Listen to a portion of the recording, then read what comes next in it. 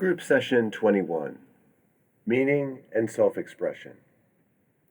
Quote, I didn't have a childhood, and maybe that's why there are times I worry I won't have a life. But other times I can think, no way, that's not going to happen. End quote. Juliet.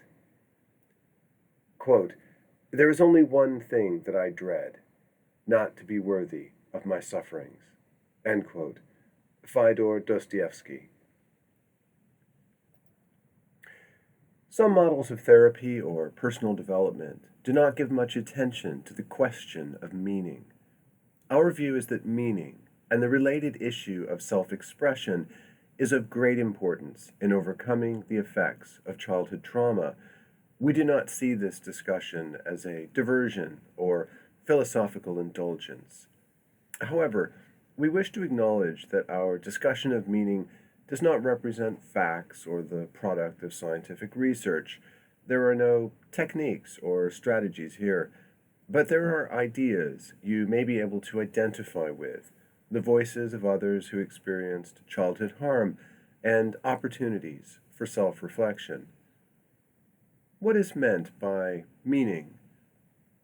In this chapter, we use the word meaning to signify what has importance or value to us. The experience of meaning relates to why I want to get out of bed in the morning, why I feel desire, and why people, projects, or life matters. Meaning is often associated with the experience of interest, enthusiasm, pleasure, concentration, or energy. The experience of meaning relates to feeling engaged with life in a manner which offers a sense of value or purpose. We can also understand the experience of meaning by appreciating its opposite, an absence of meaning.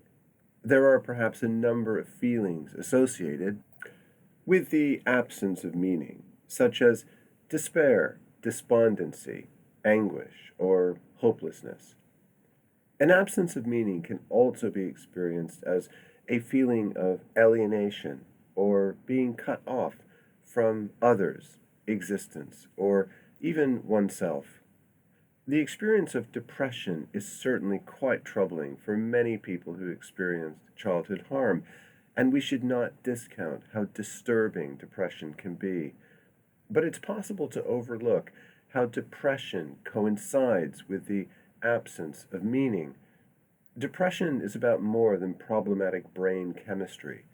Depression can also be seen as the psychological expression of a lack of meaning. There is another point concerning meaning which is important to mention. Western philosophy renewed its interest in meaning between and following the two world wars. This was existential philosophy, and it was mainly French and German philosophers such as Jean-Paul Sartre, Simone de Beauvoir, Albert Camus, Martin Heidegger, Hannah Arendt, and Karl Jaspers who got very interested in human meaning. They had intense and often confusing relationships with one another. Sartre slept with de Beauvoir, Heidegger slept with Arendt, and de Beauvoir asked Camus to sleep with her. He said no. Arendt and Jaspers did manage to avoid trouble and remained good friends throughout their lives. They all disagreed about many things. They were French and German, after all, but they agreed on a fascinating way of thinking about human meaning. They said that the challenge for human beings wasn't about discovering the meaning of life. They believed that there was no single or universal meaning to life. Instead, the experience of meaning or value is something every individual must create within the context of their lives. And meaning doesn't simply relate to ideas we have or a perspective we hold. We experience meaning through our actions and daily interactions. Viktor Frankl, a psychiatrist and Auschwitz survivor, put it like this: the meaning of life is to give life meaning. This is both a hopeful and challenging view. hopeful because it suggests we have control in directing the creation of meaning, challenging because we are also responsible for the creation of meaning. The experience of meaning can provide at least a partial remedy to suffering. The oft quoted words of Friedrich Nietzsche captures this view in a powerful and succinct manner. Quote, "He who has a why to live for can bear almost any how." Please excuse the dated use of language in this chapter with respect to certain quotes. In other words, having something you want to live for can make suffering more tolerable. If trauma is a wound, meaning can act as a balm to soothe the pain of that wound. Can the experience of meaning be especially difficult for those who experienced childhood harm? This chapter will offer a forward-looking and encouraging opportunity for you to focus on meaning creation. However, we begin with a realistic appraisal of how meaning creation can be more challenging for people who experienced childhood abuse or neglect. If this sounds depressing, please hang in there. Some people we work with who struggle to experience meaning can blame themselves. Appreciating why meaning creation can be more difficult can provide relief from self-blame. It's not just the physical or emotional pain of childhood abuse or neglect that matters. It's how senseless or meaningless these experiences can seem. To repeat the words of Viktor Frankl, mentioned much earlier, quote, "At such a moment, it is not the physical pain which hurts the most. It is the mental agony caused by the injustice, the unreasonableness of it all." End quote. Individuals need to make sense of the harm done to them by others, but this can be agonizingly difficult. Stan experienced multiple forms of abuse, and his words illustrate an idea we have heard from many others. Quote, "Why would they do it? Why would anybody treat a child like that? They didn't want children, so why did they have me?" End quote. A question can be, how might I create a life of meaning as an adult when my childhood experiences of harm seemed so senseless? For many people who experienced childhood harm, we believe creating a meaningful life is more challenging. There are at least a couple of reasons why this can be the case, which we explore below. Appreciating the impact of childhood harm can allow some to be more self-compassionate with respect to how meaning creation may have been challenging.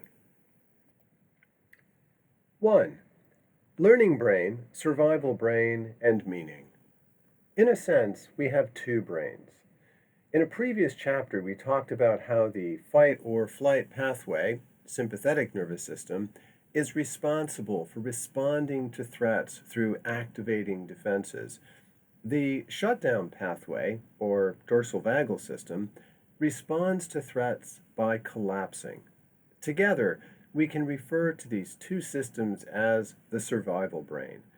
The present and connected pathway, or ventral vagal system, is what we can access when we are safe, can learn, and be social. We can call this our learning brain. Many people we work with spent much of their childhood in their survival brain as they sought to stay safe or avoid harm. The functions of the survival brain grew strong with repeated use and, in adulthood, tend to get activated quickly and more frequently. As a result, many can be distracted by focusing disproportionately on survival, anxiety, and potential harm.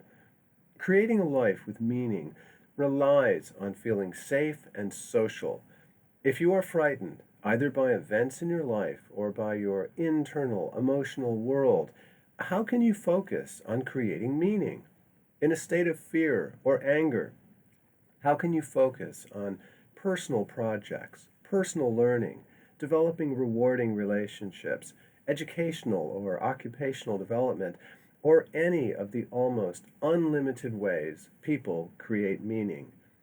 The purpose of the survival brain is to avoid harm right now.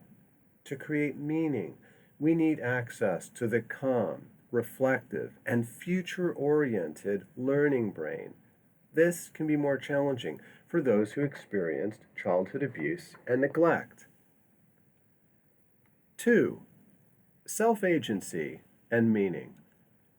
A sense of self agency refers to the confidence a person has that they can sort problems, engage socially, and make a contribution to society. In this respect, self agency supports the experience of meaning. Self agency develops through caring, safe, and supportive relationships the child has with carers. Parents or carers will set the child up for safe and successful experiences. We saw in a previous chapter that when a child has a secure attachment to caring adults, they will play and explore the world with a sense of curiosity. If a child feels loved and important in the eyes of caring adults, they come to see themselves as having value and being capable, which is the basis of self agency. If a child lives with fear, they will find it difficult to approach the world with curiosity and playfulness. They spend energy searching for safety rather than exploring and learning. They are more likely to experience social and academic problems at school.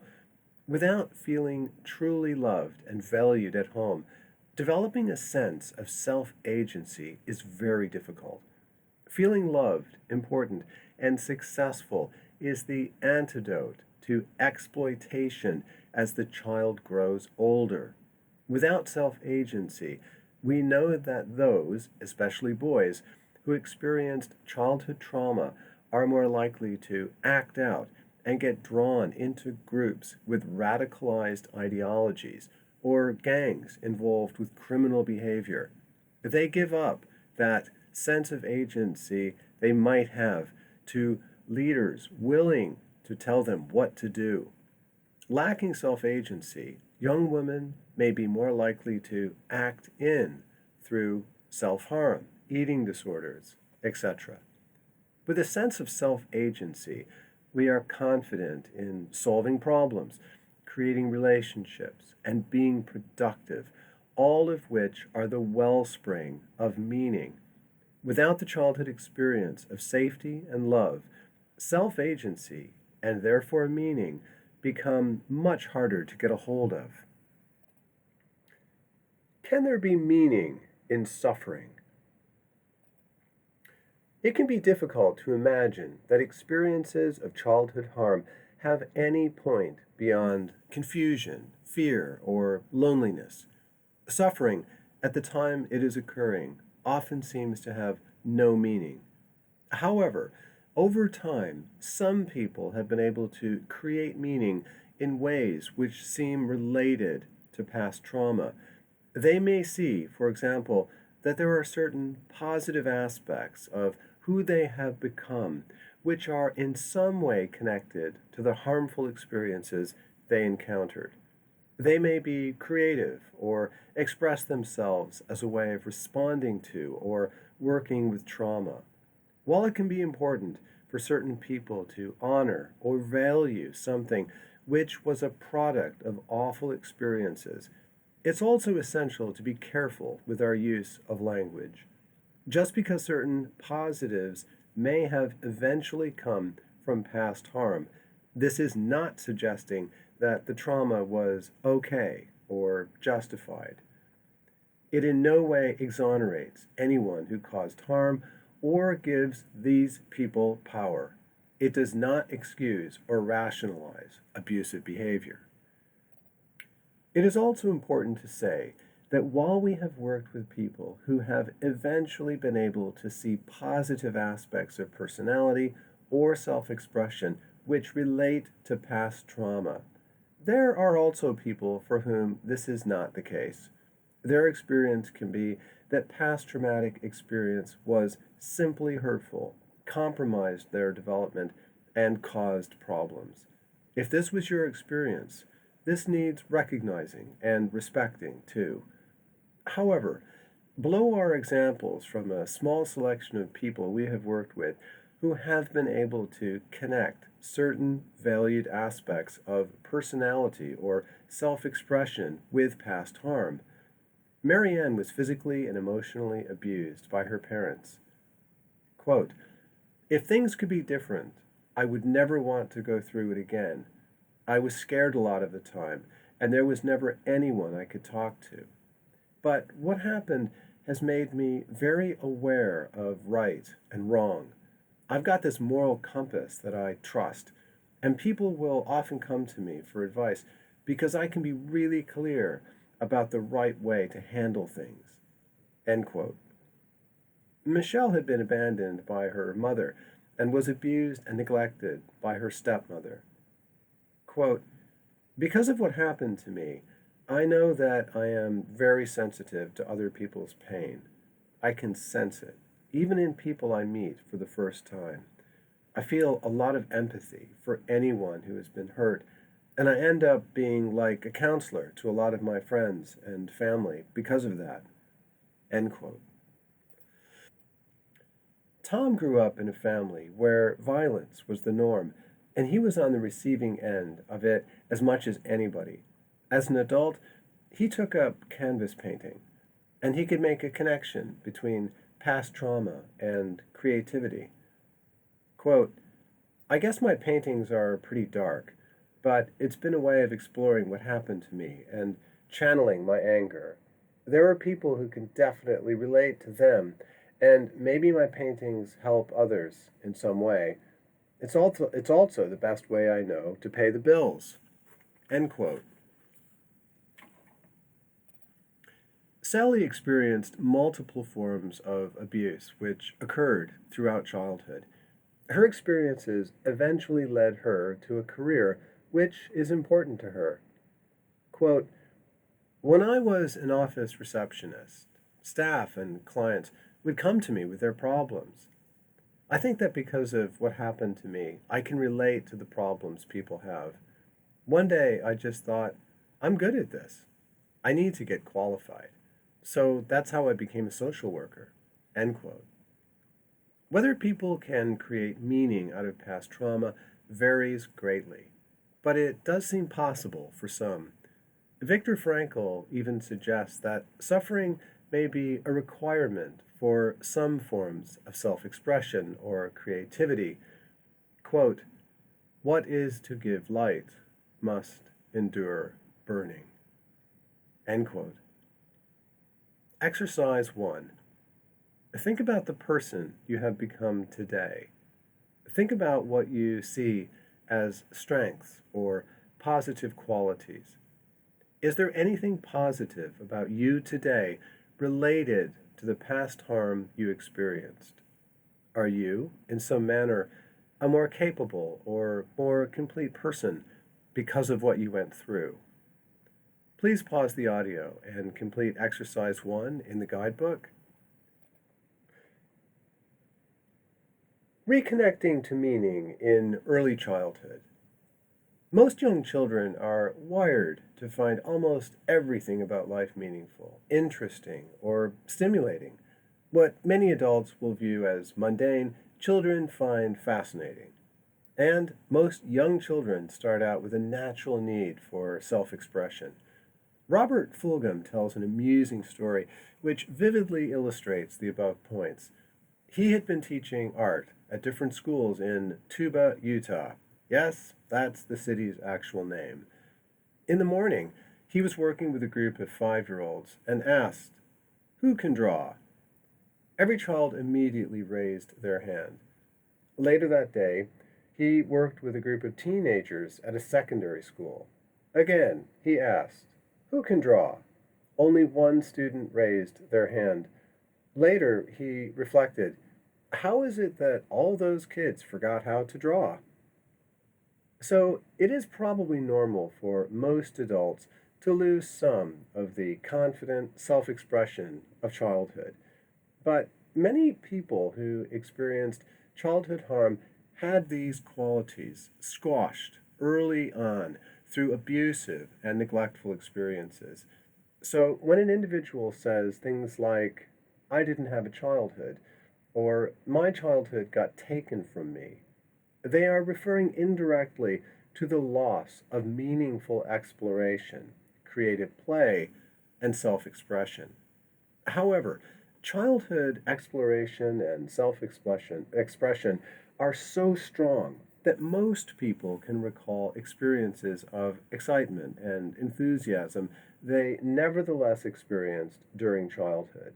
For some, accessing what was interesting or meaningful in childhood can be a gateway to reflecting on your need for meaning today. Exercise 2. Can you recall a period in your childhood when you felt fascination, interest, or enthusiasm for something? Imagine yourself as a child involved in this thing and describe it below. Please pause the audio and complete exercise 2 in the guidebook. A tool for reflecting on meaning creation. The creation and experience throughout one's life of some sense of meaning is neither simple or easy.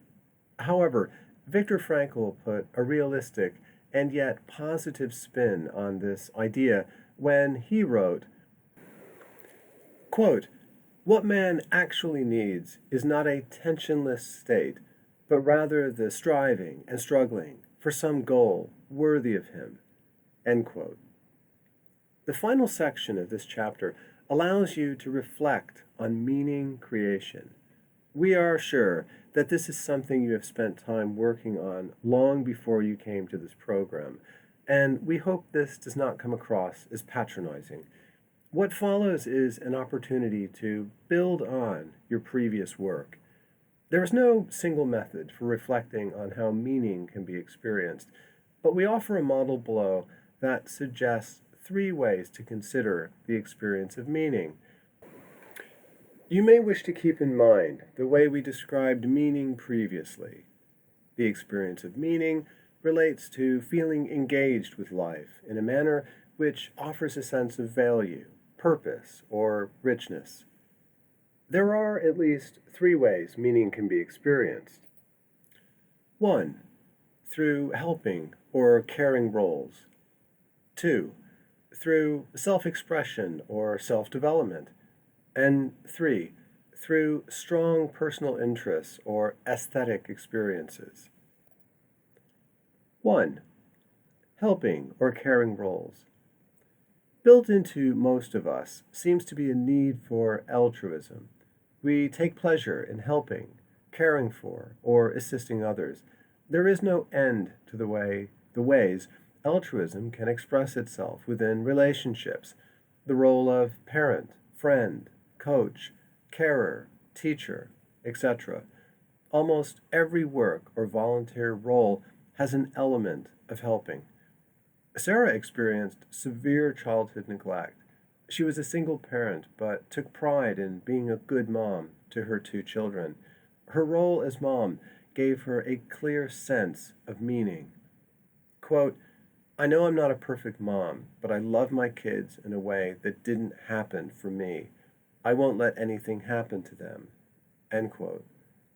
But experiencing meaning through helping others doesn't need to come through what we conventionally think of as a caring role. We mentioned Mark earlier, a socially anxious young man. He was an auto mechanic who got meaning from his job in ways that went beyond simply fixing cars. He genuinely took pleasure in helping his customers. Quote, "People come into the garage and they're worried that it will cost a fortune, but I know engines and I have a reputation for keeping older cars going. I love the part where I explain what's wrong and how I'm going to repair it. You see the relief on their faces." End quote. 2. Self-expression or self-development. The experience of meaning is intimately connected to what we can do or become. The word existence comes from the Latin word existere, which means to appear, to arise, to become, or to be, but literally it means to stand out. Existing means to stand out in some manner, to be something, to express yourself. Everyone has particular abilities or skills. There is pleasure or meaning to be found through developing and expressing such skills. Such skills do not have to be grandiose. Any skill development at any level counts. Athletics, baking, playing chess, dressmaking, etc. Meaning can be found in any form of creative expression: gardening, woodworking, painting, writing, and so on. The range of ways people work to develop or express themselves seems endless. We have worked with individuals who are keen to build doll houses and who enjoy soap carving. One individual bred and raced ferrets. Suzanne experienced serious childhood emotional abuse and neglect, and she struggled with depression, poor self esteem, and sometimes didn't want to live. Though difficult to sometimes admit, she was good at creating handmade cards. Getting back into her craft room at home and reconnecting to the meaning she found in making cards became an important part of her recovery. A clinician named David Viscott captured the above ideas in the following words: "The purpose of life is to discover your gift. The work of life is to develop it. The meaning of life is to give your gift away." 3. Personal interests or aesthetic experiences. Meaning can also be found through anything we find interesting or within aesthetic experiences. The enjoyment of film, music, art, reading, the natural world, or any field of ideas. The pleasure of being with others. The pleasure we can take in eating, walking, or a hot bath. The fascination with simply existing or the riddles of the universe. Exercise 3. Creating meaning as a feature of your recovery. Please pause the audio and complete exercise 3 in the guidebook. Julian's notepad. There was something a man named Julian told us during a therapy group which had quite an effect on clinicians and clients alike. The comment fits quite nicely with the topics of meaning and self-expression, and the story has a humorous twist. Julian was in his later years, had spent time in the care system, and had experienced childhood physical and emotional abuse as well as neglect. Everyone noticed that Julian always carried a small notepad and pen in his front pocket, and in one group therapy session, another client asked him what he did with the notepad. Julian said that many years ago he had developed a habit of reflecting on two questions every morning. One, what is it that's important for me to do today? Two, how can I look after my well-being while I'm doing it? He would then make a list of what he wanted or needed to do that day, and a note about how he will look after his state of mind. At first glance, Julian's approach might seem rather simple, even trite. After 100 years of psychology and a few thousand years of philosophy, surely there's more to it than this, right? Well, probably.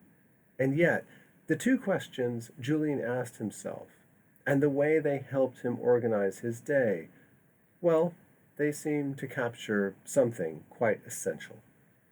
During subsequent sessions, a younger man began turning up with a notepad and pen in his shirt pocket. No one felt the need to point this out. However, as we were just about to take a break during a particular session, a woman sitting next to the young man reached down into her purse and pulled out a small notepad and said to him, "I got one too."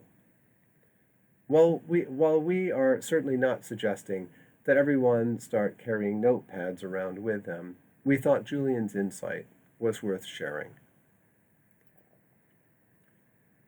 Trauma, society, and you.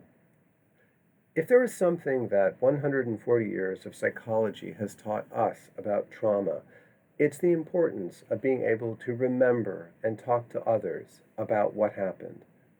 Freud got this right in the 1890s, and it's no less true today.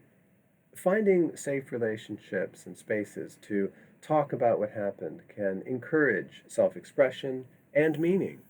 Being unable to remember and talk about the past not only makes recovery more difficult, but acts to separate you from the rest of society. However, as Bessel van der Kolk and others have pointed out, historically, societal forces have been opposed to traumatized people remembering and speaking out. The trauma experienced by war veterans was ignored or minimized for decades. Abuse cover-ups occurring in a wide range of institutions, both religious and secular, serve as another example. Historically, policing did not always investigate when necessary. Many traumatized individuals can also feel inappropriately ashamed, which makes silence likely. Therefore, when society encourages silence, this is a double whammy. However, in the past couple of decades, we have seen changes in the status quo which are huge and positive. The development of movements such as #MeToo, #MeTooMilitary, and #ChurchToo have encouraged those who were abused in private life, the military, and within religious organizations to speak out. Numerous court proceedings and convictions against high-profile celebrities have demonstrated that justice is possible. Where abuse was institutional, organizations are being held to account. The Catholic Church, the BBC, and certain police forces serving as examples. There are many ways of breaking the silence concerning your experiences, and you should do what is comfortable with respect to your needs, relationships, and where you are in your recovery. For many individuals, it starts with letting someone they trust begin to know what happened to them and the way it's affected their life. You can go slowly if necessary, and then talk more when you get reassurance that the person is responding with support.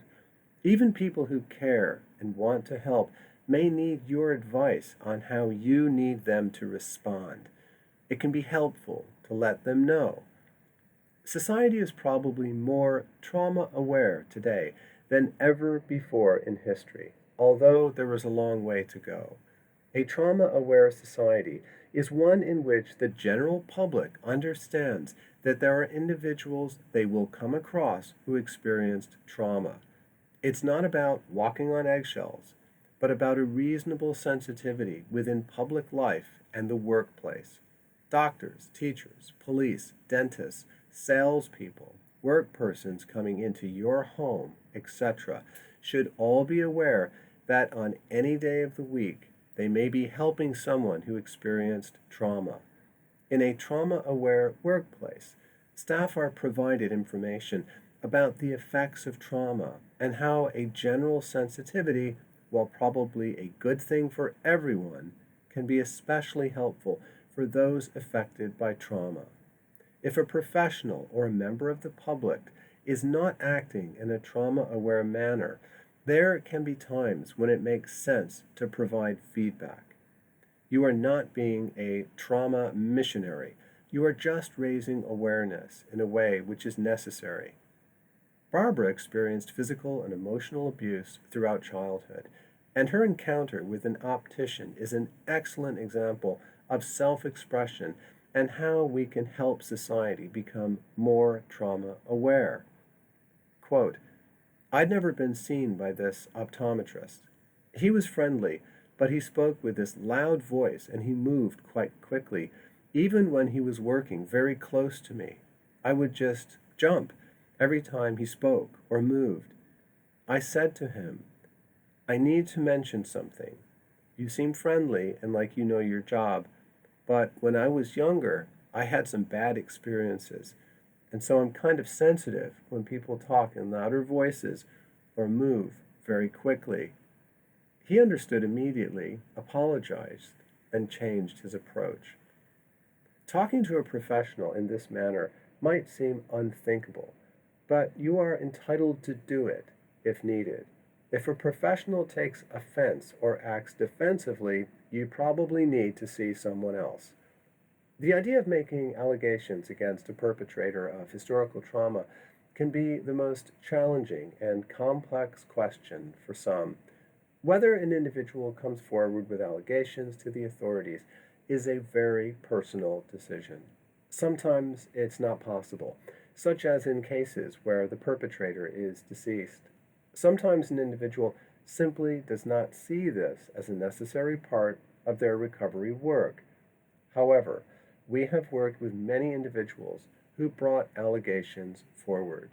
Some have found this process to be an important and therapeutic part of their recovery, while others have found it to be a disappointing experience. It's such a personal decision and depends on so many factors, it's impossible for us to suggest a specific direction.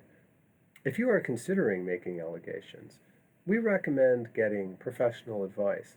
A consultation with a reputable lawyer who is experienced in this area is an option, and in some cases, there is no fee for an initial consultation. Or, if you wish, you should be able to speak to the police initially without providing the name of the perpetrator. This may help you better understand the likely local processes of investigation. If you need to speak with an officer of a particular gender, you are entitled to ask for that. Whether beginning to tell the story with someone you trust, helping society to be that bit more trauma informed, or considering bringing allegations forward, all of this can potentially support self expression and the sense of meaning which is so important to recovery. This is the end of the audio for the chapter on meaning and self expression.